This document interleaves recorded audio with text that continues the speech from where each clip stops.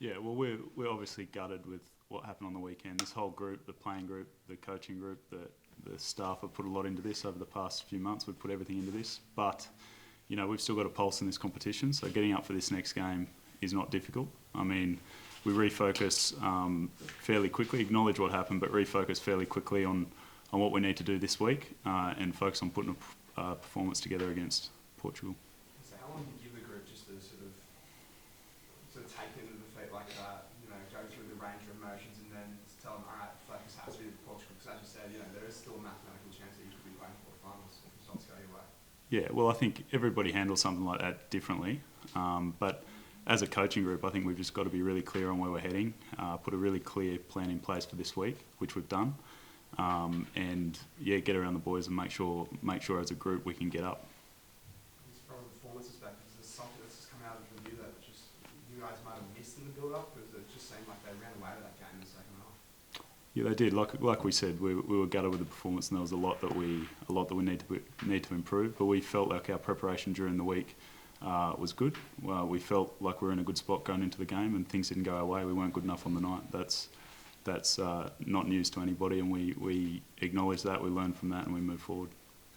In terms, I know we won't see the team till Friday, but in terms of selection approach and strategical approach, I guess sometimes with these games you want to give blokes a run who haven't had a run, haven't had much of a run throughout the tournament. It's an opportunity to do that, but given that it might still be a live game, how are you balancing those two things? I mean, is this about just selecting, and ask this question nicely, is it about selecting the best 15 on the paddock to win, or is there a little bit of balance about trying to give guys an opportunity? No. We're selecting and preparing to win this game. We need 5 points from this game, and that's how we're preparing for it. Kels, we watched the match together, the Fiji game, and will the results sort of change your approach and mindset, I suppose, to how you take on Portugal? First part of that question, I don't know. So that'll be the night before a game for us. So guys will be doing their own prep. So what tends to happen is it'll be on in the team room, and if you want to watch it, go and watch. If not, get yourself right for the next day. So I'd say it'd be unlikely we'd all watch it together, but everyone will be keeping an eye on it, I'd imagine. And the second part of that question, absolutely not. Test match to play for your country. Could be your last one, right? You never know. So absolutely not. Wouldn't change your approach. Andrew, how do you, so Dan talked about everyone processes it differently. How did you process it? How did you kind of feel the next day? And then, like obviously a lot of fans are still going through the 7 stages of grief and, you know, working very slowly through. How do you turn your mentality around, and how have you managed to do that? Yeah, I suppose the answer to that question previously is the best way to turn it around. Well, we've got another game. Like, you know, it probably sounds like a cliche and sounds a bit stupid, but it might be my last game. You never know. So for me, that was a big sort of switch in terms of flicking back into game mode. But in terms of dealing with the loss, how did I deal with it? Probably not that well. Like gutted, right? Like it's the pinnacle of our game, and we weren't able to perform, and we let a lot of people down. So how do we feel? We probably felt exactly how that would look from the outside. But Eddie's been great. The coaching staff have been fantastic, reminding us that, hey, like, we've got another game to go here. And it'd be a big pat on the back for them, because they're probably hurting as much, if not more, than the rest of us. So yeah, I can't applaud them enough. On game night, a lot of us spoke to a lot of you guys in the mix zone, and that, you know, that rawness was there. Did you move through that quite well the next day? Or is it, can you kind of see now any more clarity about how it unfolded, rather than being in shock at that it did unfold? Tough question to answer. I don't know if shock's the right word, but yeah, we've definitely got more clarity about why it happened the way it happened, and as is the case with professional sport, you spend the next week trying to rectify those errors, and we're coming up against a team, I think I said after the game, Portugal will have watched that and they'll be licking their lips, and they'll be coming right after us. So if we spend too much time dwelling on that and spending time in that shock and awe kind of phase, we'll miss the jump, and we'll be chasing our arse on Sunday. From a player's perspective, have you guys come together as a group and try and just sort of get through it, turn that focus to Portugal, or was it just, you know, get back on the training park and really sort of just park it and move on and focus on Sunday? No, we've come together as a group. Willie Skelton's been fantastic, obviously hurting that he's not playing, but able to put that aside and continue to be the captain that we need him to be, and rally the troops and get that stuff out in the air and knock it on the head so that we can get on with Portugal. Ben, what have you seen from Portugal? Like this game a few months ago would just be a gimme, but you know they had some pretty good results against Georgia and even against Wales. They're sort of in the hunt for a while. Yeah, definitely. Like you said, they pushed Wales, for the good 50, 60 minute mark in that game, and they probably should have won last week against Georgia as well. So, they're a growing team. They're playing some real expansive footy. They've got some electrifying players in their team, and like these two said, we need to be on our game this week. It is a test match.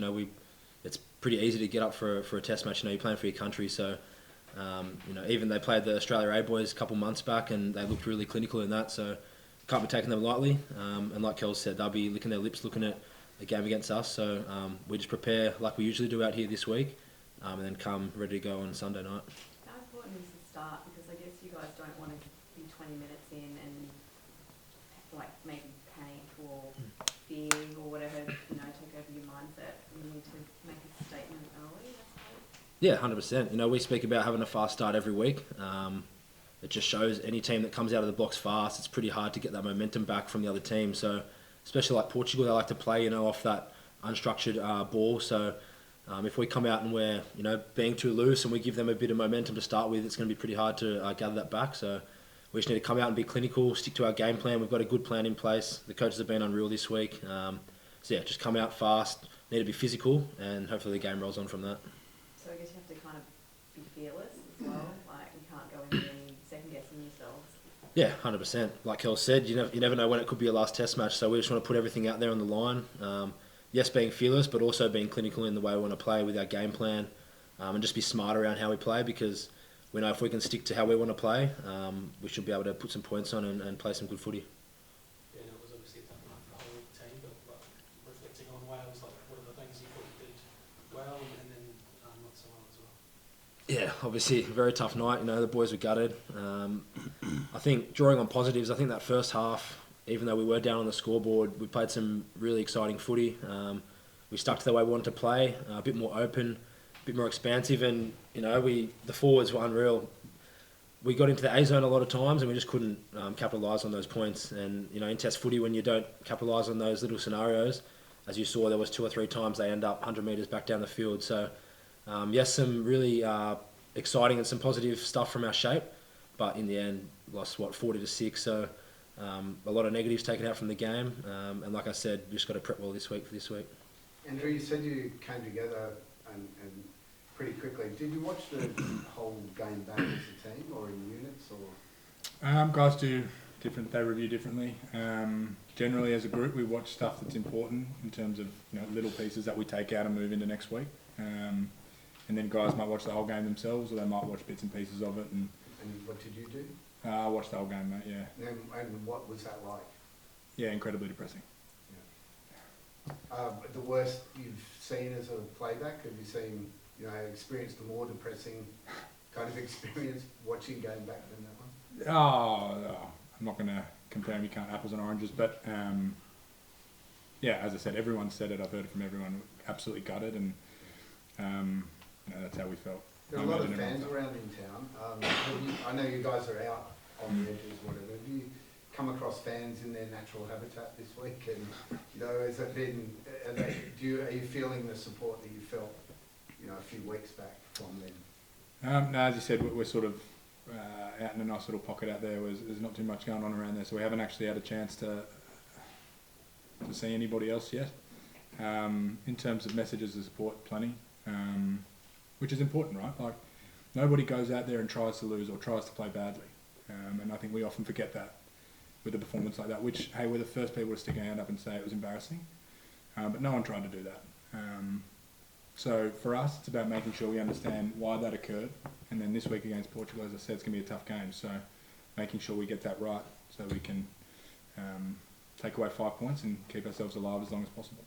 Dan, a lot of the finger pointing this week has been directed directly straight at Eddie. What's he been like this week? Has he been, he doesn't look like he's too affected by these things. Has he been affected? Has it been business as usual? What have your dealings with him been? Has he bounced back from it? Yeah, I mean, like we've all been affected by it, so we all show it differently. But Eddie's been outstanding. I mean, like we can't question his commitment to this group. Like he works longer hours than everybody and puts more into this than anybody. So I'm sure he's feeling it. But like I said earlier, his ability to bounce back from that, get real clarity on what has to happen next, and feed that onto the players has been outstanding. You said you can't question his commitment. One of the questions that a lot of people are asking about is whether or not he had that interview with the Japanese. Have you got, I mean, is that something you, over a beer, go, hey mate, what's going on? Did you or didn't you, or do you take him for his word? Well, surely you must think about it. Of course I take him for his word. And at the moment it's speculation, like what's going on. I mean, he's a professional coach. If he's had a conversation with someone else, that's his business. Hasn't affected us at all. Like I said, in terms of his behaviour around the group, in terms of his commitment to this team, we can't question that. Danny, would you be surprised if he confided in another assistant coach about that interview, that someone else knew about it? He hasn't spoken to me about it, so. Ben, there was a lot of raw emotion on the field after that game. As a young player, is that something that this young crew can get over, do you think, in the years to come? Yeah, 100%. Like you said, there was a lot of emotion. A lot of boys shedding a tear because we were gutted. Losing that scoreline in a World Cup. It's obviously very devastating, but that's just going to drive us to work harder and be better. And 100% we can get over it. I think, like Kel said, we've got another Test match this week, so that's the best way to get over a result like that. There's no way better than coming out and putting in a good performance for ourselves, our coaches and our fans here and back at home. We've got so much support. That's one of the reasons why everyone was so upset, because we've let the whole country down. In terms of getting over that, I think the boys are already moving on. We had a great session today, so we'll be ready to go this week. Danny, Taniela doesn't look like he's going to be available either. And have you got any other injury concerns? I know Taniela won't be available.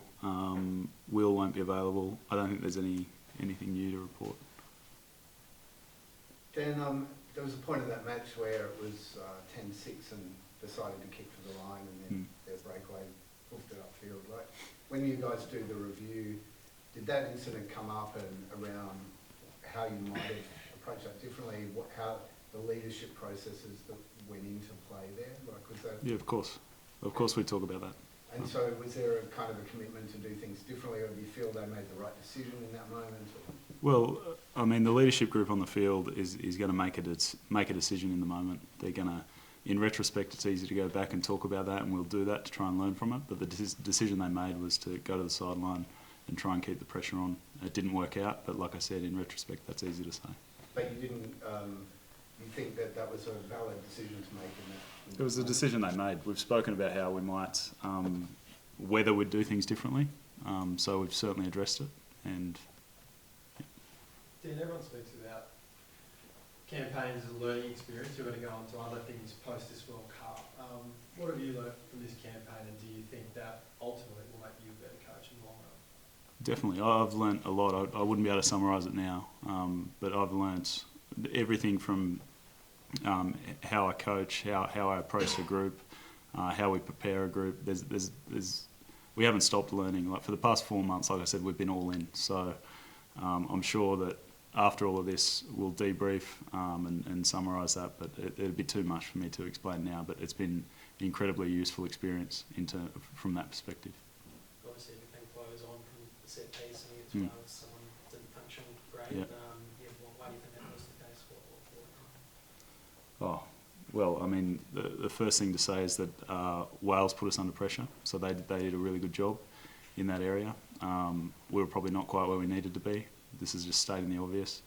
Like I said, I thought our preparation was good during the week, but it obviously wasn't good enough. So it's a continual work on. We'll work on it again this week. Is it the case for all the assistant coaches that it was just a World Cup specific contract and everyone is... I only know the details of my contract, and I'll be done after the World Cup. Dan, do you have ambition to be a head coach, go through the mean, what's the thing? So, like, has this experience pushed you one way or the other on your ambition? It hasn't pushed me one way or the other. But just the right team at the right time. Like the timing would have to be right for me to do that. But it's something I'd be interested in. Have you been touching base with Dan at all around this? There's obviously Yeah. conversations and talk around Yeah. what could happen. He's right up there if a change was to be made. I've not about that. I've no idea what changes will or won't be made. But I've been talking to Dan. Do you think his presence was missed at this World Cup? He's very highly regarded. It's not for me to say. I mean, I think we've got the coaching staff here have been outstanding. There's been a little bit of chat about people from different codes and things like that, but I think that's been a strength actually. I mean, there's a lot of rugby IP in the coaching group, and the perspective from guys from different codes has actually been really helpful. That's like going back to things that I've learnt. Guys like Rathy from AFL in terms of skill acquisition. I've thought about things that I haven't had to think about before, and that's purely because we've got different perspectives in the coaching group. So I think, contrary to the current sort of narrative, I think it's a strength of this group that we've got an eclectic group of coaches. Maybe anyone who might want to answer this, just it's not just the Wallabies. New Zealand got beaten by France. South Africa went down to Ireland. Argentina went down to England. It looks like for the first time we've seen like a really big shift towards the Northern Hemisphere. We've seen it in one-off games before. Do you think that has happened this time? And if so, where do you think the Southern Hemisphere needs to catch up? What areas are we falling behind in? Well, my personal opinion, I don't think the shift so much is between hemispheres. I think it's between styles of game. So all the stats at the moment point towards the teams that play the most footy in the middle of the field put themselves at the biggest handicap in terms of the scoreline. So the teams that kick the ball more essentially are winning more games. So when you look at traditionally which parts of the world play which type of game, a more kicking game comes from the Northern Hemisphere and a less kicking game generally comes from the Southern Hemisphere. So I think what we're seeing at the moment is a clash of game styles and probably a bit of a shift in the way the game's been being played. Does that answer your question? Yeah, it does. So for old romantics who want to go back to the length of the field running rugby, are you saying that's not going to cut it anymore? Because that's the numbers suggest that it's... Yeah, well, that'd be a polite way of saying it, yeah. And you're just interested in your thoughts on Brett Hodgson, former fullback, of course, what he's brought to the group as coach? Yeah, West Tigers legend. Mate, he's been awesome as a fullback. Again, Palm said it, you get different perspectives. I know there's been a heap of chat around the correlation between league and union, but for me personally, Hodjo's played in big games, plays the same position as I do.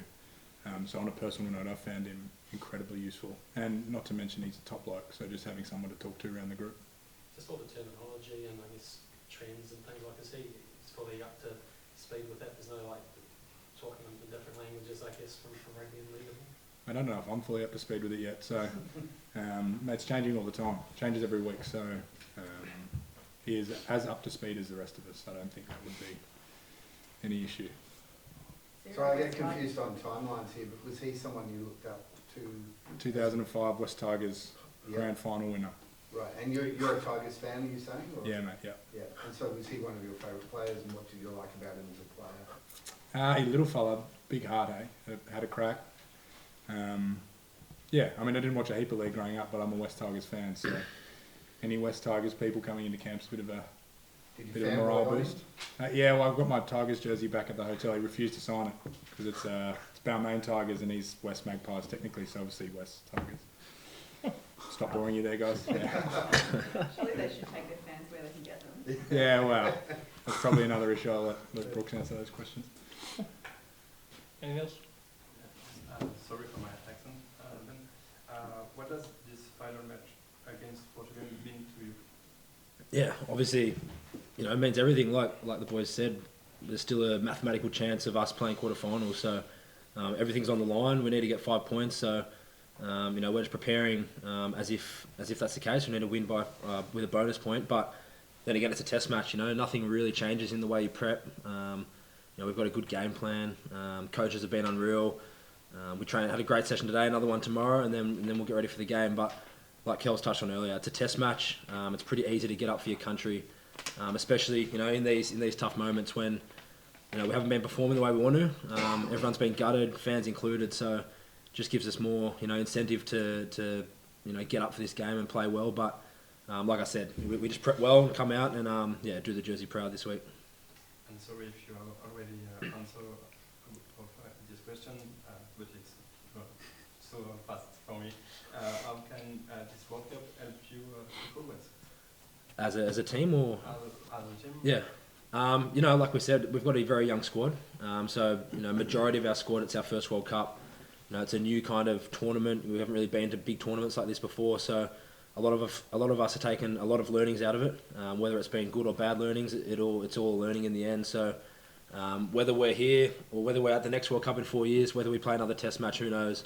But all I can say is, we've stayed tight as a group the whole time with the coaches and the players, and we've taken a lot of learnings out of it. And just from my personal perspective, I've really enjoyed it. As much as the results haven't gone our way, I've learned a lot of things from the coaches and players who are older than me and more experienced than me. So I think it's only going to help in the long run for the whole squad.